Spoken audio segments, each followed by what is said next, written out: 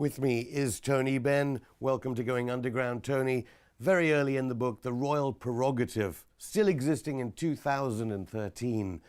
Why is it so important to you, the power of the royal prerogative over the House of Commons? Well, because we claim to live in a democracy. We elect a parliament and the parliament makes the laws, but we still are subjects of a king or queen, almost as if we were in medieval times, and the Queen has enormous powers which she can use. She appoints the Archbishop of Canterbury, appoints prime ministers, calls parliaments, agrees to laws, none of which she really does, but the theoretical power of the prerogative is something you have to take into account if you consider constitutional change. And it's still so important, even though it's big business, arguably, that holds power over the House of Commons. Well, big business holds a different sort of power, that the global economy can dictate what governments do. But this is a particularly British characteristic, which I've been interested in because so many of the things that interest me do depend upon the royal prerogative being used. And you didn't make it to become one of the elders, I notice. Tell me a little bit about the elders and how it even relates to nuclear weapons, theoretically, in Britain. Well, I don't know who thought the idea up, whether it was Richard Branson, the industrialist, or whether it was on the Russian side. The idea that you should gather together senior people who've held high office in different governments, bring them together as a sort of international think tank. And I was invited to go to one as an advisor, and so I went. And then I met them, and Archbishop Tutu was there, and it was a very interesting gathering of senior people.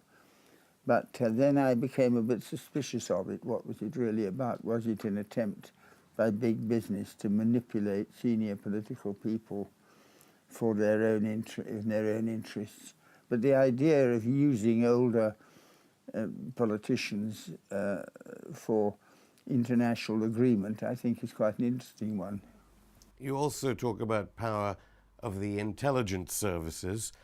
I noticed you mentioned the intelligence services. You were in the intelligence research department, and you're saying something about Airey Neave, the murdered MP. It was fascinating to read it. So there are some theories that the intelligence services in Britain can carry out, or at least you heard, assassination attempts. Well, that was a strange example, but the Airey Neave was a spy. He really worked for the intelligence services, and he once said something, I forget where, that if I ever became Prime Minister I should be assassinated or something.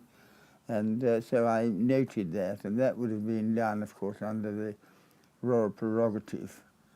And so it was just an interesting example. I don't say it was very serious, but it was just an interesting example of a loose comment by a senior person that gave you an idea of what might be going on behind the scenes. You're a supporter of WikiLeaks.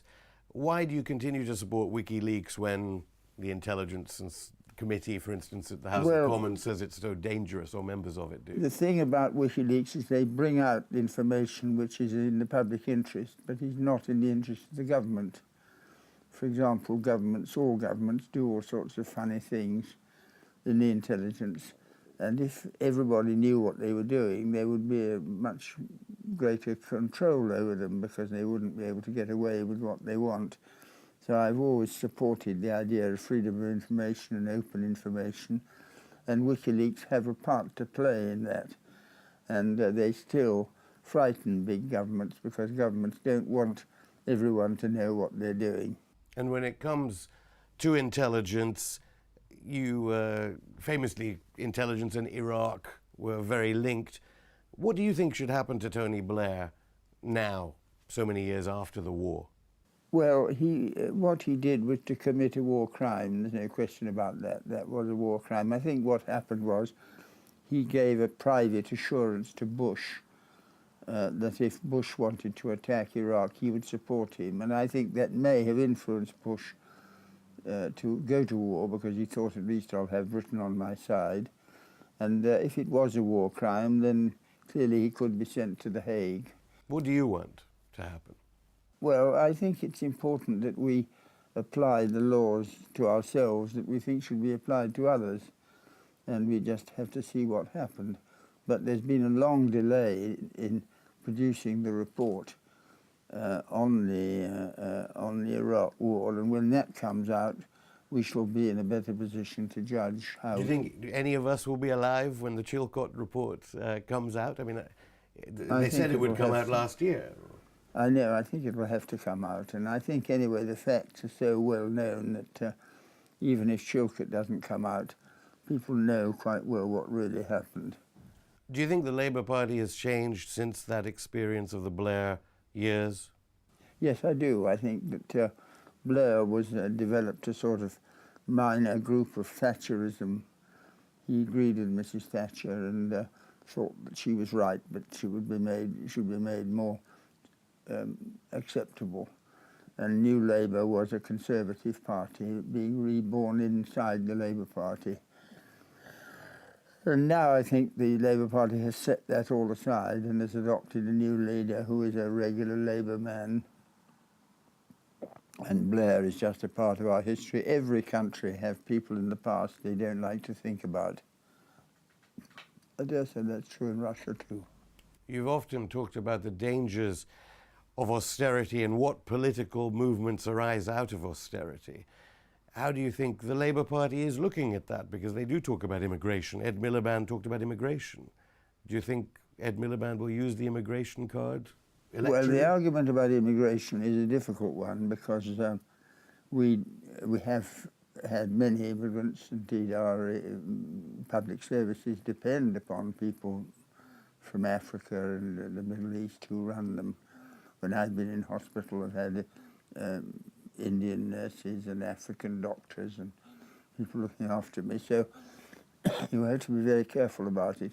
And it is true that when there is unemployment, the public are nervous. They may lose their jobs and they be taken by low-paid immigrants. So you have to be sensitive to that. Is Ed Miliband being sensitive? Well, he spoke in Munich. Well, he certainly refers to it. And you have to be very careful how you handle it, because if you mishandle the immigration thing, you can stimulate hostility to foreigners, and that is a very dangerous thing to do. On the other hand, you have also to be sensitive to the fact there are people in Britain who are nervous of what might happen to them if a lot of immigrants come in. So it's a balance of common sense. The Labour Party under Brown and Blair were keen on privatisation, arguably. They prepared the post office for privatisation. How do you think privatisation policies will continue in the current two-party, three-party model? Well, I don't think that privatisation would continue under a Labour government. I mean, for example, the post office is being privatised, and I think a Labour government would try to stop that if we had the time to do so. And I can't see any other examples of privatisation that would recommend themselves to a Labour government. But it was Peter Mandelson who was preparing the post office for privatisation. Well, he was, yes, he was, but that was the Blair, under the Blair period. But nowadays, I don't think people really think that makes a lot of sense. But the Labour Party is a coalition, and it has a left and a right in it, and it argues within itself as to what it should do, which is a normal democratic process. How far do you think British politicians realise differences in foreign policy, who to get close to, as it were, the United States or China? Because I know you believe that China is going to become rapidly the superpower of this century. How far does... What was the question again? Britain's relationship vis-à-vis America on the one side and China on the other. Some Labour politicians very keen on getting closer to Washington, ever closer. Yes. Others looking to the developing world and to the emerging countries. Well, I'm in favour of us having the most open foreign policy you can have, I think, to try to plan your foreign policy without regard to what Russia thinks, to what India thinks, to what China thinks, would be foolish, because we all live in this small globe and we have to make sense of it. So that I'm not in favour of just becoming an American colony. I think we have to be much more open to the world and its influences than that. While austerity could help progressive politics, of course it could help the far right and fascism in Britain. How do you see it going at the moment? I don't think there's any very strong, hard right position. But I mean, you know from experience that if a country feels threatened by anything, whether it be by austerity or by some foreign enemy, then it tends to react in a nationalistic way, which is a right-wing way, whereas what people want when things get difficult is for the policies to be re-examined to see how you can make a better argument for dealing with these problems. And that's the argument between austerity and confidence. And the left should be a part of the confidence movement and not be tempted into right-wing solutions. And viewing it right now, what do you think? Who's winning this battle of ideas? Well, I think that Miliband, the Labour leader, is a very constructive man, and I think he's looking forward in that way. And there's a lot of grounds for belief that we can win that argument because there's a lot of opposition to the cuts. A lot of people talking about improved public services and so on. And I think you have to retain confidence, but, you know, I'm not in the business of forecasting the future, and I recognise things can go wrong, but I don't believe they will go wrong. And on Ed Miliband, what would you say to people who complain that they're the same Blair Brown people that are within the circle of Ed Miliband? Well, Ed Miliband was voted for against a right-wing Blairite. His own brother David is a very strong Blairite, and I think the fact that he was elected was very significant. I think his links with the trade unions are very important. His vision about how things could be organised are very useful, and I think he's somebody in whom we have confidence. But of course, with the election coming and you don't know what the outcome will be, it's difficult to forecast. But I have a lot of confidence in Ed Miliband. I think he will do a very good job. Because there seems to be some people saying, don't vote. There's no point in voting anymore. You yourself in the book talk about the goodwill, too much goodwill in the House of Commons. It's a club. That view is spreading in the time of austerity, so people are saying, especially young people, why should they vote? Well, I think the right wing are trying to encourage people to lose confidence in voting. They say to people they're all the same and so on. And they're trying to spread pessimism.